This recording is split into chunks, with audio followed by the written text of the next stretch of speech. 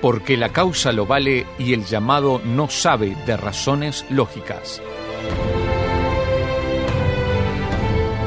Te invitamos a que te unas a La Vanguardia.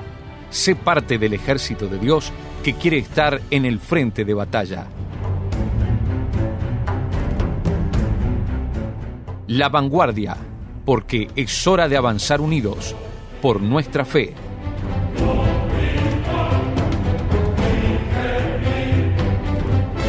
¿Te has preguntado alguna vez por qué estamos tan lejos de lo que han estado otros? ¿Estamos viviendo la fe de la manera correcta? ¿Qué nos distancia de otros hermanos que vieron y conquistaron más en sus épocas de peregrinaje?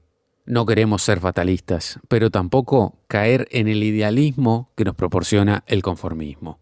Bienvenidos a La Vanguardia. David Silva les saluda en un nuevo programa y una nueva serie, a la que vamos a darle el título Una mirada a la fe.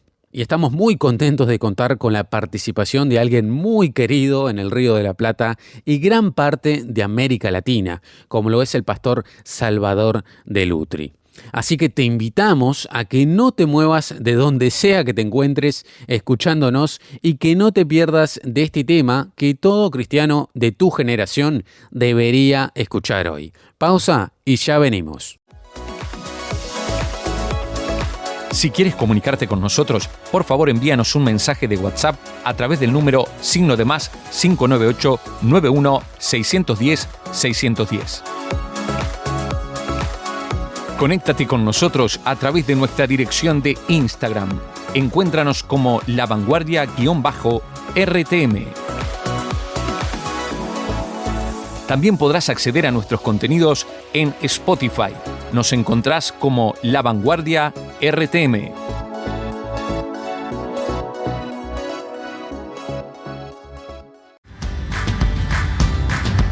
Estás escuchando La Vanguardia. Estamos de vuelta en un programa más de La Vanguardia, este programa para jóvenes en los cuales hablamos de fe, hablamos de esas cosas que queremos charlar en este espacio que hemos destinado para eso. Y hoy es un día especial, hoy nos acompaña un referente para muchos de nosotros. Seguramente al escuchar su nombre ustedes ya sabrán de quién se trata.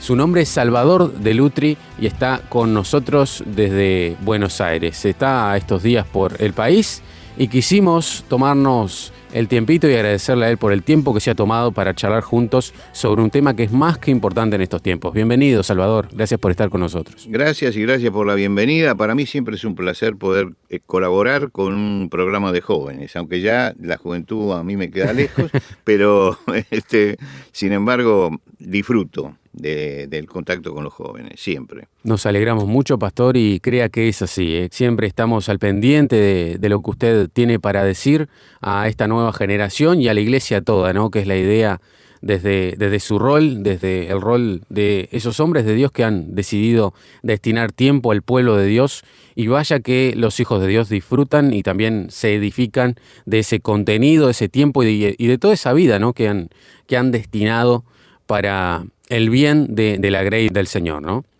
Bueno, entrando ya en materia, vamos a hablar sobre la falta o la pérdida de la épica en la fe cristiana, un tema que usted conoce muy bien, y quería comenzar dando la definición de épica para aquellos o aquellas que no tengan mucha idea de qué estamos hablando, ¿no? La épica, la definición general que tenemos, es un género literario constituido por relatos de hazañas de héroes que representan los ideales de una clase guerrera o aristocrática y de toda una sociedad que asocia a estas personas con sus orígenes y destino como pueblo. Esa es la definición que tenemos general de épica. En base a esta definición, pastor, quería consultarle, ¿considera que hemos perdido ese sentido de épica en la forma de vivir y transmitir a otros nuestra fe? Sí, yo creo que hemos perdido la épica, la hemos perdido, que en algunos momentos la épica, por ejemplo, del primer siglo, de los primeros siglos, 3 primeros siglos de cristianismo, donde era una lucha realmente ser cristiano, era una epopeya, ¿no? Exacto. Justamente la palabra épica y epopeya nos remite a Homero, a la Ilíada, a la Odisea, a Virgilio, la Eneida. Son todas aventuras de hombres que avanzan, ¿no? En la Ilíada, en una lucha, porque la vida es una lucha. En la Odisea, en un viaje, porque la vida es un viaje con todas las dificultades. Lo mismo sucede con Virgilio en la Eneida. Bueno, eso es lo que hemos perdido. Nosotros llamamos al capítulo 11 de Hebreos los héroes de la fe. Bueno, falta ese heroísmo, el hecho de llevar las cosas, entregar nuestra vida hasta el extremo para conseguir los objetivos. Ahora, yo creo que en ese sentido los cristianos se han aburguesado. Es decir, el asunto es la fe. Yo voy el domingo a la iglesia, estoy un rato allí, tengo amigos, es un grupo de pertenencia, nos sentimos bien, cantamos, leemos la palabra y nos volvemos a nuestra casa. Pero falta ese sentido épico de que esto es una lucha y tenemos que iniciar esta lucha. Yo comencé en mi infancia en un momento de lucha, en un momento épico de la iglesia, ¿no? En Argentina vivíamos el fascismo del peronismo, había prohibido las salidas a la calle de la iglesia no podía hacer nada fuera de los ámbitos que tenía, estaba bastante restringido el hecho de la propaganda, decían ellos, que es salir y repartir folletos y todo eso, no se podían tener programas evangélicos, y ahí empezamos a descubrir la épica, y yo tenía menos de 10 años en ese momento. ¿Y qué era la épica en ese momento? Bueno, en ese momento la épica era que había que tener un programa de radio. ¿Cómo hacíamos? Entonces se hacía un programa de radio en Buenos Aires y se lo mandaba a Colonia, de Uruguay. Y desde Colonia lo transmitían y nosotros en el extremo del dial lo escuchábamos. Es decir, se buscaban los sistemas, las formas de luchar contra algo que nos coartaba, ¿no? Iba a la escuela. En la escuela teníamos educación religiosa. Yo, por supuesto, no podía participar porque no era la educación que mis padres querían que yo tuviera en lo religioso. Entonces, allí nos segregaban, la escuela nos segregaba. Nos sacaba el maestro, decía, bueno, los judíos que salgan afuera, y yo no era judío, por supuesto, yo era evangélico, pero tenía que salir junto con los judíos. Y aprendí entonces a amar al pueblo judío, porque tenía todos los compañeros judíos. Cuando volvíamos, ¿no? Nos miraban todos porque nosotros éramos los parias del lugar. Bueno, eso lo viví en la infancia. Y ahí es cuando yo descubrí que el cristianismo es épica, es mantenerse en medio de todo eso. No era cómodo ser cristiano, no era cómodo defenderse siendo cristiano. A mí me pasó de entregar un folleto y decirle, mire, sírvase, es para su bien, y que la persona me mirara a los ojos, agarrara el folleto y lo rompiera delante de mi cara. Eso me pasó muchas veces, ¿no? Bueno, eso hay que después aguantarlo, saber cómo reaccionar. Yo creo que nos está faltando eso, ¿no? Esa épica que teníamos en ese momento. Nos preparábamos mucho, leíamos la Biblia, aprendíamos la Biblia. Yo a los 17 años empecé a predicar. A los 22 años me invitó a una iglesia para hacer una campaña de evangelización. 22 años. Muy joven. Ahora, esto es lo que nos está faltando. Hoy yo encuentro que teníamos que ser maestros y ser rápidamente maestros, ¿no? de la Biblia. Leíamos la Biblia, la estudiábamos, trabajábamos en eso. Hoy no veo que haya jóvenes de 30 años que hagan eso, ¿no? Está faltando ese sentido de que miren que estamos en una lucha. Nos falta una persecución. En la época de las persecuciones es cuando la iglesia entiende lo que es la épica. Pero justamente la tenemos que entender antes también. Exacto. Y en este momento no entendemos lo que es salir y luchar, y salir y entregarnos a esa lucha, y entender que la meta, que el objetivo que tenemos delante es prioritario en nuestra vida, y tiene que ser prioritario. Yo tengo 77 años y me convertí a los 11 años, y desde allí ya comencé a prepararme. Y comencé a prepararme leyendo la Biblia todos los días, estudiando, yendo a un instituto bíblico para aprender eso, para tener una base. Empecé a predicar. Las primeras predicaciones en el instituto bíblico las controlaban para ver qué era cómo lo hacíamos. a los 22 años, una iglesia, yo pienso en la inconsciencia, ¿no? Llama a un muchacho de 22 años para hacer una campaña de evangelización. Hicimos una campaña de evangelización, ¿no? Todo eso se ha perdido. Hoy no tenemos un joven de 21 años de 22 años al que se le pueda invitar a hacer eso. Pero no tenemos un joven de 30 años tampoco. Claro. Y eso es lo que nos habla de un estado de decadencia, de un estado de aburguesamiento. Por eso yo contra la épica hablo de aburguesamiento de la iglesia, ¿no? Es una palabra que acuñé del marxismo, pero que viene muy bien. El aburguesamiento de la iglesia hace que hayamos perdido la épica. Antes, como usted bien contaba, pareciera que los preparaban para la guerra, ¿no? Que es realmente una guerra espiritual la que tenemos. Hoy por hoy pareciera que simplemente es un requisito para ser parte de un grupo, ¿no? El pasar por un instituto, el prepararse. Antes había una meta clara, ¿no? Estar directamente en el campo de batalla, hablando en este vocabulario épico, para alcanzar más almas, ¿no? Que era la finalidad. Hoy por hoy, lamentablemente, varios están cayendo más bien en un ambiente de quién sabe más, ¿no? Para alimentar más que nada un ego en el conocimiento que para volcarlo en la obra. Sí. ¿No? Bueno, yo aprendí una cosa al principio que me sirvió durante toda la vida. No intentes extender tu ministerio, intenta profundizarlo. Vos encargate de profundizar, Dios se encarga de extender. ¿No? Entonces, el hecho de profundizar, ¿no? Vivir apasionadamente la Biblia, leer y estudiar apasionadamente la Biblia, eso produce justamente después los resultados. Y los resultados es un ministerio que se va extendiendo. Ahora, yo nunca busqué extender el ministerio. Mi ministerio se extendió un día que vine acá a Uruguay, porque había una conferencia y no sé quién dio mi nombre, que yo podía hablar acerca de arte. Bueno, vine con unas filminas en aquel momento y un retroproyector, pedí un retroproyector y expliqué un poco cómo era la evolución del cristianismo en el arte. Y yo era muy joven. Y después me fui con una frustración tremenda, porque digo, ¿quién sabe qué pasó? Pero resulta que allí había alguien que me estaba escuchando, que dirigía un gran movimiento y me llamó aparte y me dijo, ¿usted no vendría a Guatemala a dar esta misma conferencia en un evento que estamos haciendo? Y le dije, sí, yo iría. Y fui a Guatemala, y de allí empezó a salir y he visitado prácticamente todos los países de América Latina, he predicado en España, he predicado en los Estados Unidos durante más de 20 años. Yo no lo busqué esto vino. Exacto. Ahora, hay algunos que salen buscando eso, y cuando uno sale para buscar no lo encuentra, ¿no? Y yo doy gracias a Dios que llegué hasta acá y llegué al ministerio. Yo visité, hace 40 años que voy todos los años al Perú.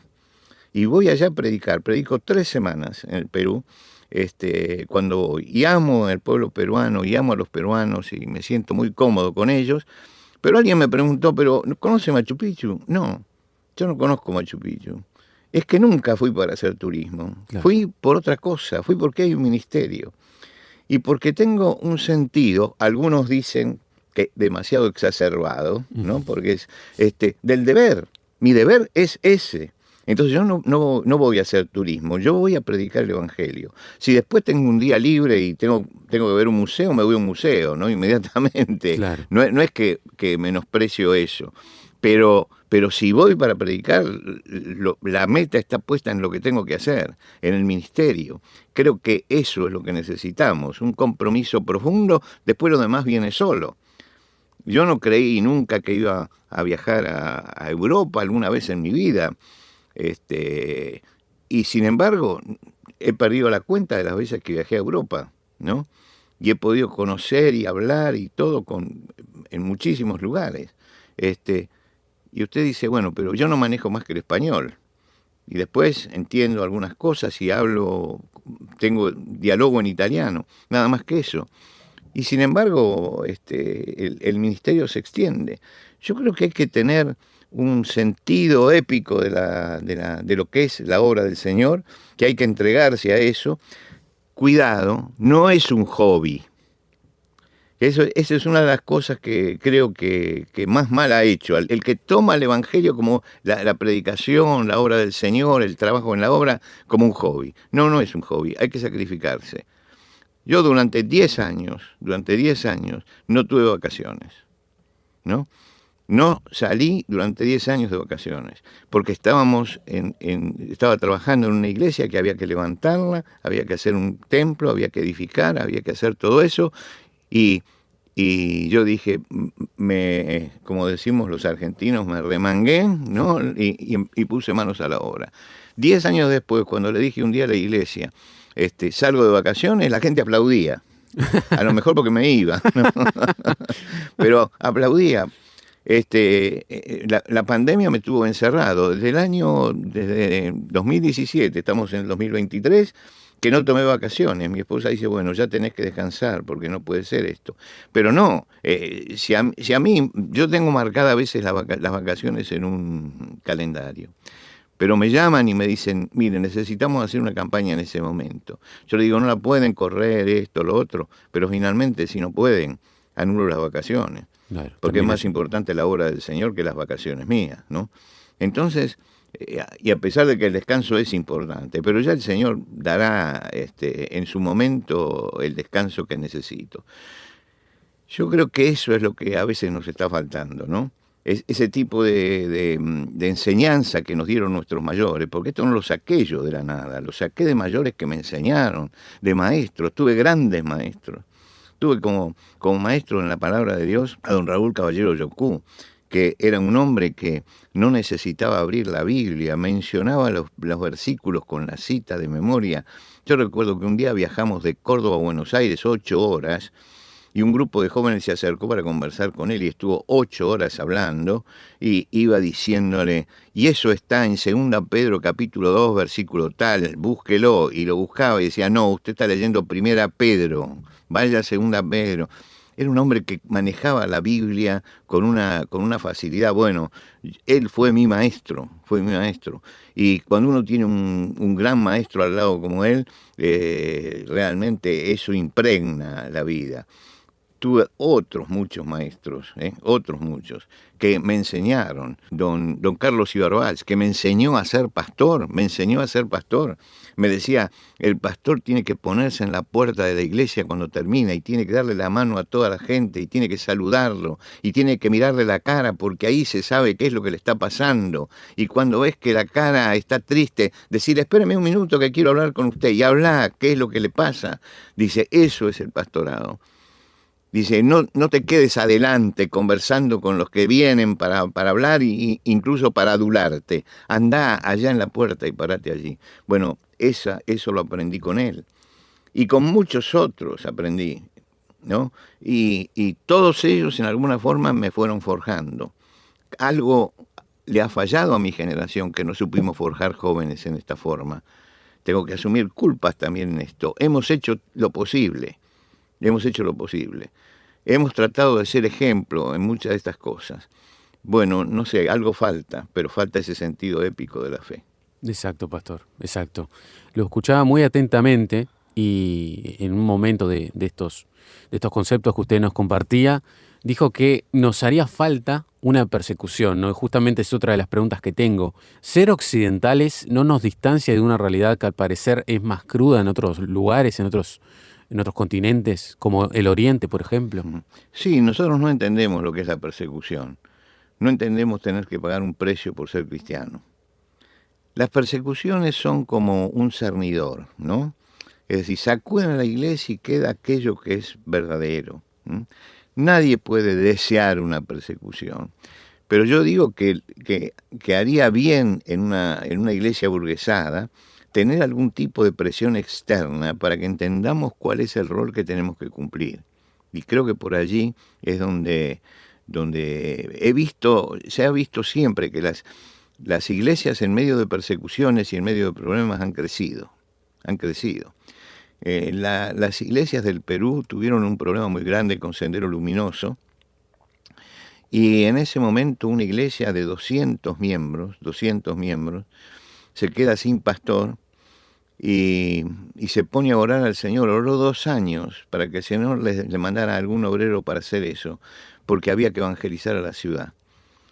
No le voy a contar toda la historia, pero esa iglesia, 50 años después, porque este año cumple 50 años desde esa oración en Tremendo. soledad, fundó 98 iglesias, una sola iglesia, se fue multiplicando en 98 iglesias. Y yo calculo que hay más de 75.000 cristianos que solamente esa iglesia orando llevó adelante. Con un plantel en este momento de pastores maravillosos. Yo estoy muy comprometido con ese movimiento, ¿no? Es un movimiento bíblico, cristocéntrico, ¿no? Que es un movimiento ejemplar para América Latina, que está cumpliendo 50 años y que está pensando también en qué pasa con la nueva generación, qué es lo que va a hacer. Porque ellos hicieron su parte. ¿Por qué? Porque sufrieron mucho con Sendero Luminoso. Porque en muchos pueblos del interior llegaba Sendero Luminoso a la iglesia, sacaba a los pastores y a todo y los fusilaba delante del pueblo. Tremendo. Y el pueblo tenía que llevar el ataúd llorando y cantando al Señor. Y cuando uno vive todo eso, después se da cuenta de la importancia que tiene la fe. Y esta es la importancia. Yo estoy recibiendo noticias de Ucrania, los pastores ucranianos, cómo en este momento están diciendo, hay que entregar la vida, vamos a entregar la vida, no hay problema, pero nos vamos a mantener aquí. Pastores que están viviendo situaciones muy difíciles, incluso en América Latina, y que sin embargo han dado todo en ese lugar, pero siguen adelante. Creo que esto es lo que nosotros tenemos que rescatar, este sentido, porque en los países como los nuestros, como Argentina, como Uruguay, no sabemos de estas cosas, no sabemos. Tenemos libertades. Y esas libertades muchas veces no las sabemos aprovechar. Exacto, pastor. Bueno, ya finalizando, pastor, este programa, agradecerle por el tiempo que usted nos ha destinado. Y sería realmente un pecado para nosotros como programa no darle este espacio final para que usted, yendo, ¿no?, en este tema que lo ha explicado enormemente y de una manera muy, muy personal, se nota que hay mucho de su vida en esto, pensando en que esa iglesia primitiva siempre tuvo claro que el precio era entregar la vida, ¿no? Muchas veces. Preguntarle o darle el espacio más bien para que usted le diga eso que usted tiene en su corazón a los jóvenes de esta generación, ¿no? ¿Qué le gustaría a usted que esta generación entendiera de lo importante que es este tema, ¿no? Voy a ser muy breve. Me gustaría que entendiera esto. Los hombres tienen muchas causas por las cuales luchan. Muchas causas hay. No las voy a enumerar porque son muchas. Todas esas causas son perecederas. Jesucristo es la única causa con futuro, y con futuro eterno. Entonces estoy en la mejor de las causas, en una causa que tiene futuro. Piensen que hay muchas causas, pero hay una sola causa que tiene futuro, que es la causa de Jesucristo. Enrólense en esa causa con futuro. Muchas gracias, pastor. Gracias por el tiempo que se ha hecho en esta rutina que usted siempre tiene cuando viene al Uruguay. Como siempre, es un placer y bueno, esperamos que no sea ni la primera ni la última en este espacio. Agradecerle por el tiempo que se ha tomado. Gracias, David. Gracias a ustedes y un saludo a toda la audiencia. Nosotros nos volvemos a encontrar en un nuevo programa de La Vanguardia. Que pasen muy bien.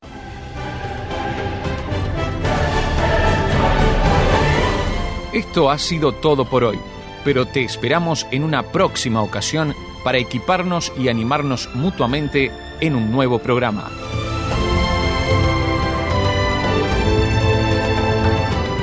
Para contactarte con nosotros y ser parte de esto, te puedes comunicar al signo de más 598 91 610 610. También puedes interactuar con nosotros desde Instagram. Búscanos como La Vanguardia_RTM. Al igual podrás escuchar cada una de nuestras charlas en Spotify. Encontranos como La Vanguardia RTM. Esto ha sido una producción de Radio Transmundial. Que Dios te bendiga grandemente y recuerda que no estamos solos. Desde ahora estás en La Vanguardia, porque es hora de avanzar unidos por nuestra fe.